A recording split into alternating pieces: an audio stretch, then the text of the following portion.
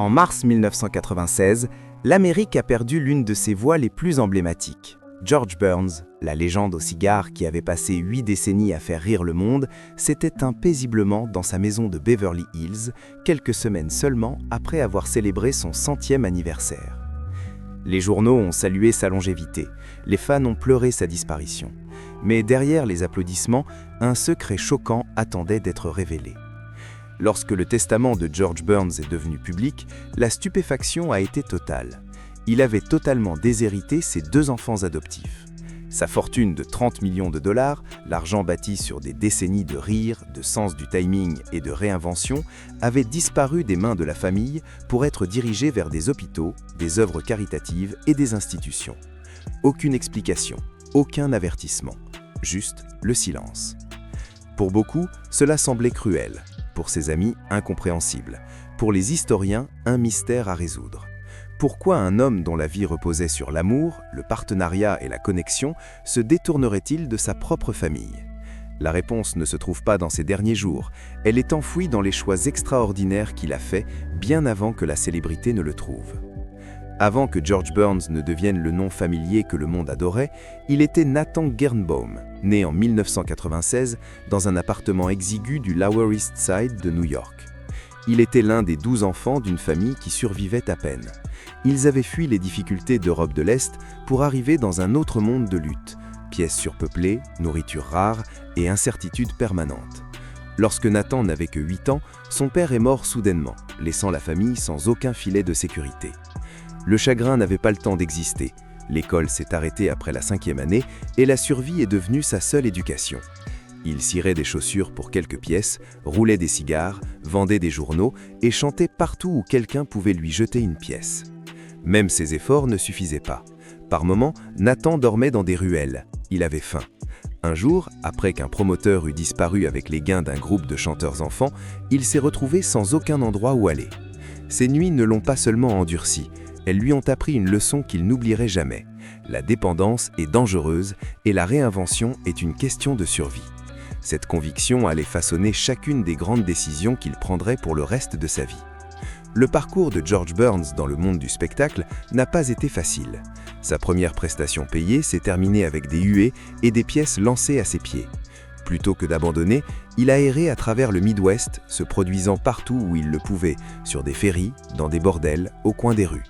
La fin lui suivait, tout comme l'humiliation.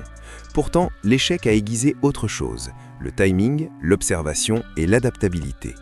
Il a appris à lire une salle instantanément, à transformer le désastre en matière comique et à continuer d'avancer même lorsque tout effondrait derrière lui. Ses compétences comptaient plus que le talent brut. Elles le sauveraient plus tard lorsque tout le reste tomberait en morceaux. En 1923, George Burns rencontra Gracie Allen et il pensait être la vedette. Il prévoyait de raconter les blagues pendant qu'elle jouerait le rôle sérieux. Le public en décida autrement. L'innocence illogique de Gracie Allen et sa logique parfaitement défaillante volaient chaque rire.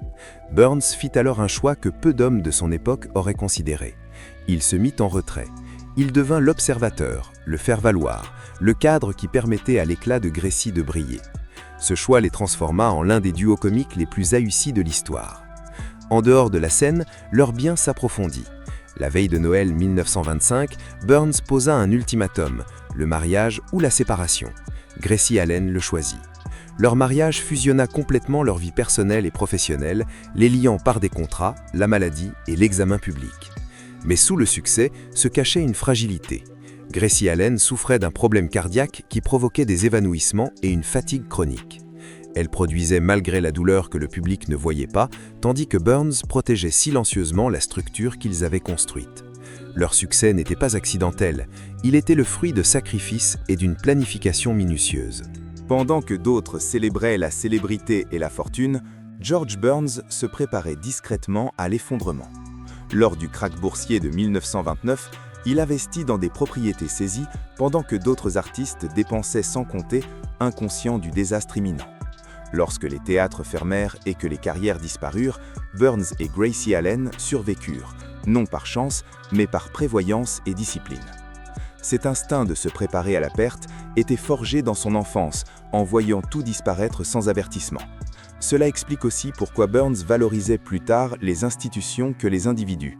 Les hôpitaux sauvaient des vies, les fondations duraient et les gens, selon son expérience, décevaient souvent. Leur succès radiophonique dans les années 1930 fut sans précédent.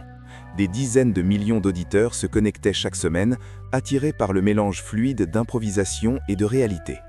Lorsque Gracie Allen plaisanta en disant qu'elle avait oublié qu'elle était mariée, les fans inondèrent Burns de lettres.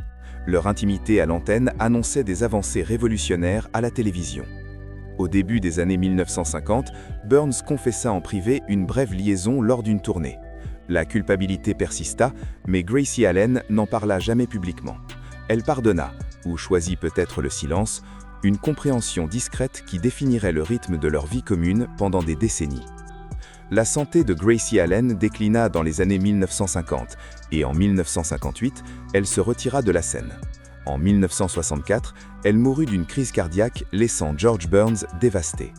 Pendant 2 ans, il se produisit avec une chaise vide sur scène, parlant à Gracie comme si elle était encore là. Le public pleurait. Les projets en solo échouaient, l'alcool revenait et à 69 ans, il s'effondra. La survie exigeait une réinvention. Il arrêta de boire du jour au lendemain et persévéra. Le retour de George Burns dans les années 1970 stupéfia Hollywood. À 80 ans, il remporta un Oscar. À 81 ans, il joua dans un immense succès au box-office. Dans la cinquantaine de ses 90 ans, il signa des contrats à long terme à Las Vegas et sortit des albums mêlant sa voix aux enregistrements d'archives de Gracie Allen. La longévité devint sa marque, le contrôle devint son bouclier. Mais l'âge dissipa les illusions. La planification minutieuse, la résilience et les leçons de l'enfance le guidèrent jusqu'à ses dernières années. Lorsque George Burns mourut en 1996, son patrimoine contourna totalement ses enfants. Il finança à la place des hôpitaux, des œuvres caritatives juives et le Motion Picture and Television Fund. Pour certains, cela semblait cruel, mais à travers le prisme de sa vie, cela racontait une autre histoire. Burns faisait confiance aux systèmes qui sauvaient des vies parce qu'ils avaient prouvé leur fiabilité. Il croyait que les institutions survivent quand les individus échouent.